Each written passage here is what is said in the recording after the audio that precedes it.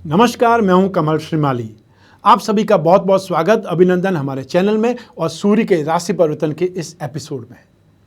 ज्योतिष में सूर्य को नवग्रहों का राजा और जगत का पिता कहा गया है। यदि किसी की व्यक्ति की कुंडली में सूर्य की स्थिति शुभ और अच्छी है तो जातक के जीवन में हर कार्य में सफलता मिलती है, क्योंकि वैदिक ज्योतिष में सूर्य को आत्मा, पूर्वज, पिता, सफलता और सरकारी सेवा प्रदान करने वाला, राजशाही गौरव दिलवाने वाला और विभिन्न स्थानों पर उच्च पद की प्राप्ति करवाने वाला इसका कारक माना गया है।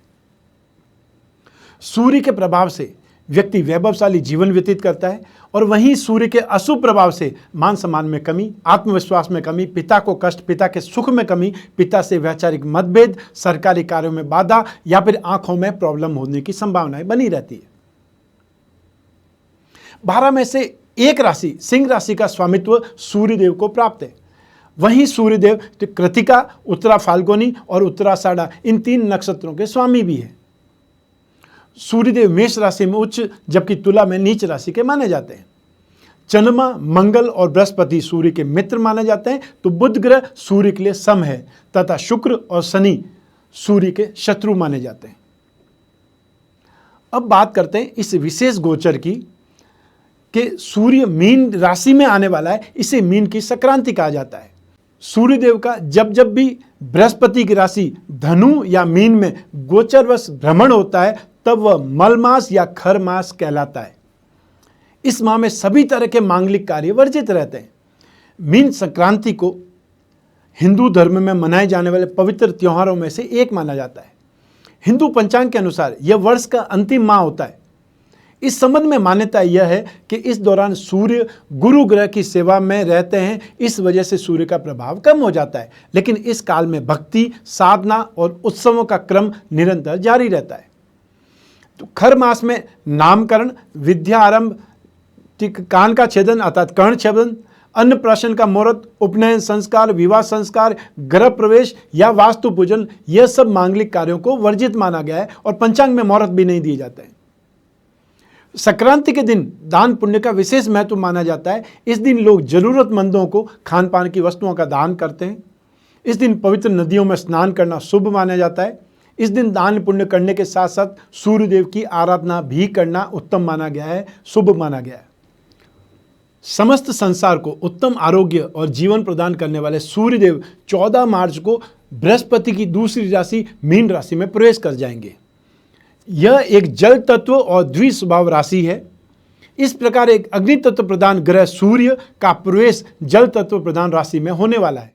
आइए अब बात करते हैं आपकी राशि की, मिथुन राशि की। सूर्य आपकी राशि से 3rd स्थान के मालिक होते हैं, तीसरे भाव के स्वामी होते हैं और तीसरे भाव का स्वामी ग्रह सूर्य आपकी राशि से 10वें भाव में गोचरवश प्रवेश करने वाला है। 10वें भाव से समाज में आपकी स्थिति, जीवन में मिलने वाली उपलब्धियों के बारे में विचार किया जाता है, जाना जा सकता है। तो राशि से 10वें भाव में आया हुआ सूर्य को दिग्बल प्राप्त होता है और वह अधिक बलशाली माने जाते हैं। राशि से 10th हाउस में जब भी सूर्य आते हैं और जब भी मंगल आते हैं तब भी बहुत ज़्यादा बलवान माने जाते हैं। सूर्य आपके कर्म भाव को बल प्रदान करेगा, आपका मान सम्मान, गौरव और आपके प्रताप में वृद्धि होगी, अर्थात आपको अपनी नौकरी, आपका कार्य व्यवसाय में इंप्रूवमेंट मिलेगा, पॉजिटिविटी मिलेगी, अनुकूलता मिलेगी और आप प्रमोशन के या लाभ के, गेन के, यश के अवसर प्राप्त कर पाएंगे। इसी समय काल में आपकी आमदनी में भी वृद्धि होगी और आपके कार्य क्षेत्र में अर्थात आपके कैरियर में आपकी गुडविल बहुत ज़्यादा मजबूत होगी, साख बहुत ज़्यादा इंप्रूवमेंट करेगी। इसी दौरान सरकारी क्षेत्र से लाभ मिलने के अच्छे संकेत दिखाई दे रहे हैं। स्वास्थ्य और आर्थिक दृष्टिकोण से आपके लिए गोचर बहुत ज़्यादा शुभ रहने की ओर इशारा कर रहा है या समय आपके लिए बहुत ज़्यादा बेटर है, यह मैं आपको बताना चाहता हूं। समाज में आपका रुतबा बढ़ेगा, प्रभावशाली हस्तियों से, प्रभावशाली व्यक्तियों से आपके संपर्क बनेंगे, संपर्क बढ़ेंगे, जो आने वाले समय में आपके भाग्य को और ज़्यादा मजबूत बनाने में सहायता करेंगे। भाग्य का पूरा पूरा फल, पूरा पूरा साथ आपको इस समय काल में मिलेगा। पारिवारिक जीवन में थोड़ी बहुत अशांति जरूर रह सकती है।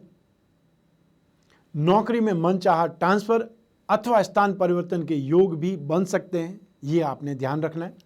अपने पिता के साथ संबंधों में मधुरता बनाए रखने का प्रयास करना चाहिए। उनका सहयोग आपके कार्य व्यवसाय में और उन्नति दे सकता है। उनका संपर्क सूत्र, उनका सर्कल भी आपको उन्नति और प्रगति दे सकता है, अर्थात आपको सहयोग कर सकता है। तो आइए अब बात करते हैं सूर्य दोष निवारण की, कि जिन जिन राशि को सूर्य नेगेटिव फल देगा, नकारात्मक फल देगा, वे लोग सूर्य के दोष निवारण के लिए क्या करेंगे। तो सबसे पहले तो द्वादश आदित्य कवच धारण कर सकते हैं। यदि आपकी कुंडली में सूर्य नीच राशि के हैं, नेगेटिव सूर्य की दशा चल रही है, या आपकी कुंडली में सूर्य की पोजीशन वीक है, उस कारण आपके पिता पुत्र में मतभेद रहते हैं, हार्ट की प्रॉब्लम है, गवर्नमेंट सेक्टर से निरंतर आपको परेशानी रहती है और आत्मविश्वास की कमी है, चाहे वो कोई भी व्यक्ति हो, द्वादश आदित्य कवच धारण करके इसका शुभ फल प्राप्त कर सकता है। सूर्य यंत्र के साथ में माणिक्य जड़वा करके लॉकेट के रूप में धारण कर सकते हैं। सूर्य नारायण यंत्र की स्थापना करके पूजा कर सकते हैं, और यहाँ पे नवग्रह यंत्र की स्थापना करके पूजा कर सकते हैं। चाहे कोई भी गोचर हो, आप नवग्रह यंत्र की पूजा करके, नवग्रहों की एक साथ में पूजा करके सभी ग्रहों की शांति का उपाय कर सकते हैं।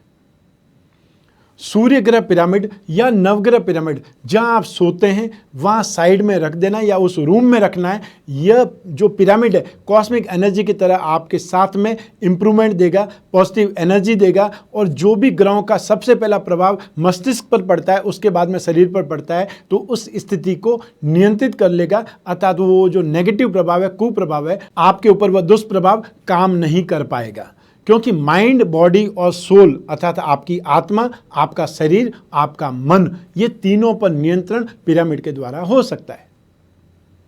सूर्य ग्रह की शांति के लिए आप एक मुखी या फिर 12 मुखी रुद्राक्ष धारण कर सकते हैं। जो रुद्राक्ष को अपनाना चाहते हैं, जो रुद्राक्ष धारण करके अपने जीवन में सुख शांति पाना चाहते हैं, वो एक मुखी रुद्राक्ष या 12 मुखी रुद्राक्ष धारण कर सकते हैं।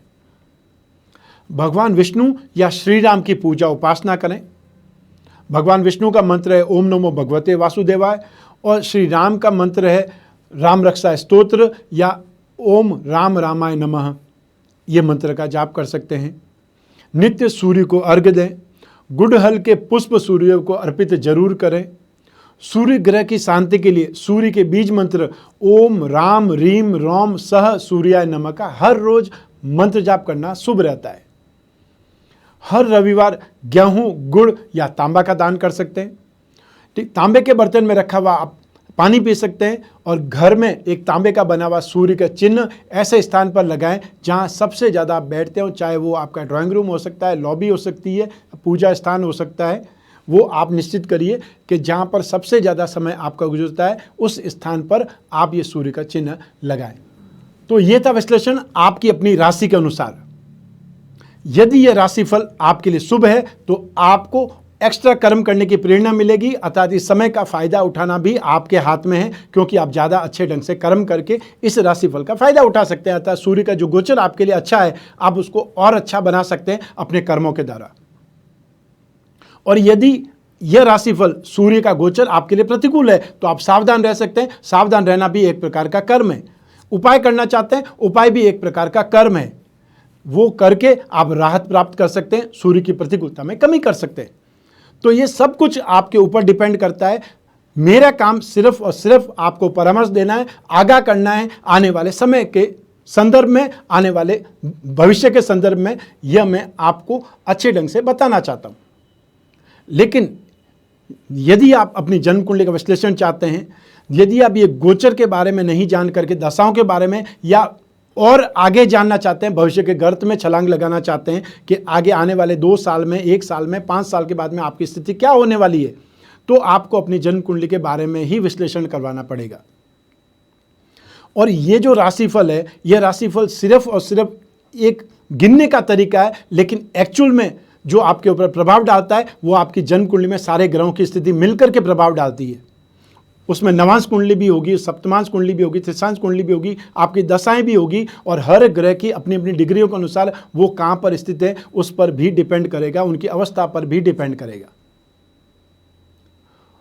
तो यदि आप अपने भविष्य के बारे में, अपनी जन्म कुंडली के बारे में ज़्यादा जानना चाहते हैं, विश्लेषण चाहते हैं, उपाय जानना चाहते हैं, या जो आपके प्रश्न हैं उनका जवाब जानना चाहते हैं, तो फिर आपको एक प्रोसीजर फॉलो करना पड़ेगा। आपको मुझसे मिलना पड़ेगा, ठीक, चाहे जिस शहर में मैं आता हूँ, जिस देश में मैं आता हूँ वहाँ पर, और या फिर टेलीफोनिक कंसल्टेंसी के माध्यम से। तो आप जो प्रोसीजर फॉलो करना है उसके लिए जो स्क्रीन पर नंबर दिए रहते हैं जोधपुर हेड ऑफिस के, उस पर संपर्क करके अपॉइंटमेंट फिक्स कर सकते हैं, टाइम स्लॉट बुक कर सकते हैं। तो फिर चाहे फ़ोन पर हो या आमने सामने हो, सिर्फ और सिर्फ आपकी कुंडली के बारे में जो भी आपके प्रश्न होंगे उनके बारे में विश्लेषण करके फिर आपके भविष्य की क्या झांकी होने वाली है उसके बारे में आपको बताया जा सकता है। तो आज इस एपिसोड में बस इतना ही। स्वस्थ रहें, प्रसन्न रहें, अपना अपने परिवार का बहुत बहुत ख्याल रखें। आप सभी को मेरा नमस्कार, शुभकामनाएं। ईश्वर आपकी रक्षा करे। धन्यवाद।